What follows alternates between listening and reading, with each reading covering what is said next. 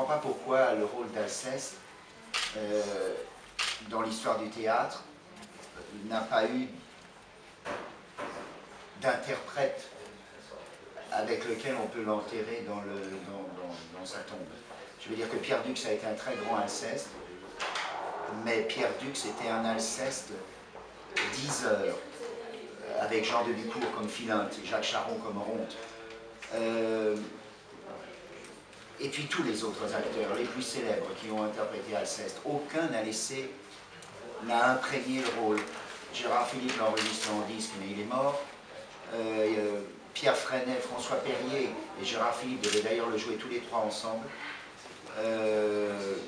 Max Ophuls rêvait de faire jouer aussi Le Misanthrope, et c'est la pièce que Louis Jouvet avait commencé à répéter avant sa mort. Les décors de Christian Bérard, c'est-à-dire tout à fait particulier, il n'y en avait pas. Il avait mis des tabourets et un tapis. Et ça voulait signifier que le mystère de cette pièce, c'est que on en a fait une pièce de théâtre, et ça n'est pas une pièce de théâtre.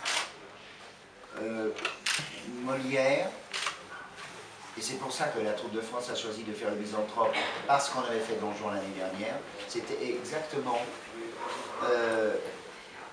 l'énigme de Molière, Le Misanthrope, en ce sens que ça n'est pas une pièce normale, ça n'est pas un rôle normal, et ça n'est pas une œuvre normale.